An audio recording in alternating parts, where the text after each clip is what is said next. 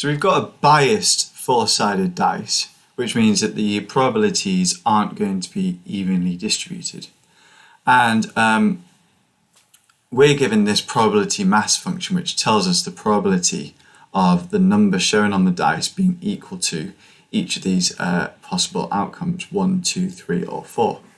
So we need to find the value of k. Before we do that, I would recommend whenever you get a probability mass function like this, with an unknown value in it, like k, I would recommend writing it as a probability distribution in a table. So let's try and create a probability distribution table for our random variable x. So on the top we've got little x, our specific values, and we know that x could either be 1, 2, 3, or 4. Now underneath we're going to write down what's the probability of our random variable, the number shown on the dice, being equal to these specific values that x could be. So here we want the probability that our random variable is going to be equal to 1. So in order to work this out, I'm going to substitute in little x equals 1. And then this will say probability of x equaling 1 is equal to, now if I substitute little x equals 1, I'd get k over 1, which is just k. We could do a similar thing to work out what's the probability of the die showing 2. So I'm going to put little x equals 2.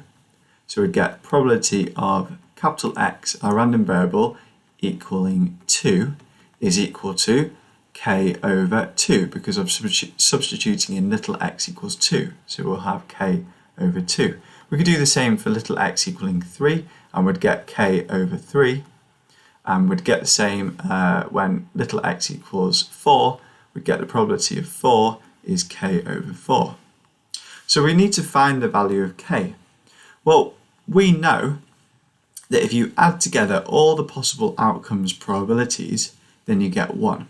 So let's write that down. The sum of all possible probabilities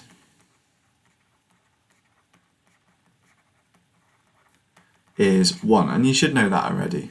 So we know that k plus k over 2 plus k over 3 plus k over 4 must equal 1. So I'm going to solve this by timesing through by a common multiple of 2, 3 and 4 to get rid of the fractions, which is 12. So we'll have 12k plus 6k plus 4k plus 3k times through by 12 times 1 by 12, you get 12. So we know that 25k equals 12, so k equals 12 over 25. In part B, we're asked to give the probability distribution of x in table form. So we've already put it in table form, but we've got this unknown value of k in here.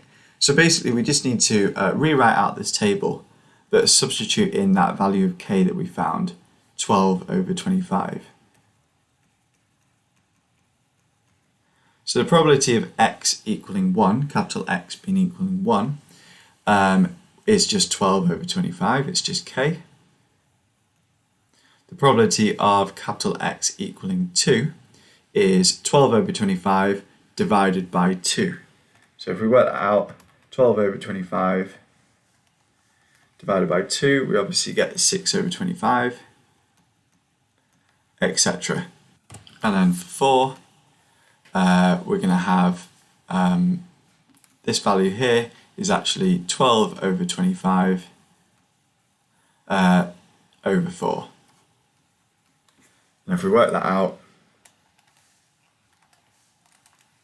we get 3 over 25. And it's a good idea at this point to check that all of these probabilities add up to 1, which they do in this case. Finally, in part C, we're asked to find these probabilities. So let's have a go at doing that. And we're going to use this table to help us out.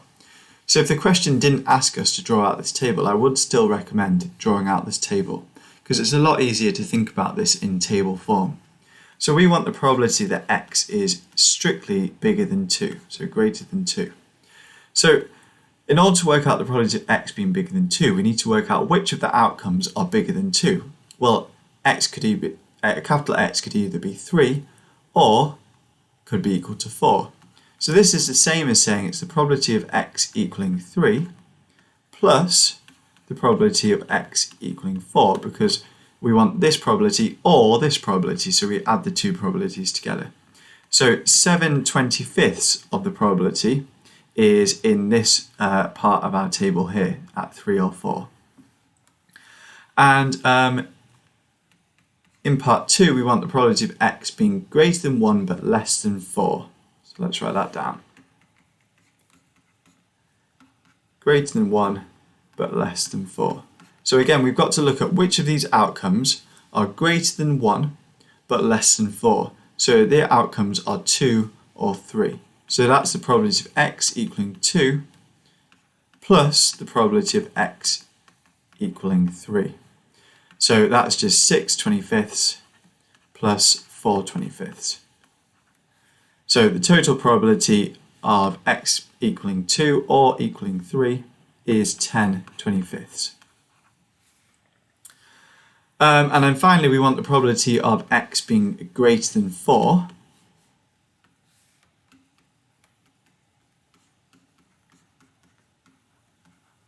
So we've got to work out which of the possible outcomes would give us a random variable bigger, our random variable is bigger than 4. Well, there's no possible outcomes which are bigger than 4. So this probability is simply 0.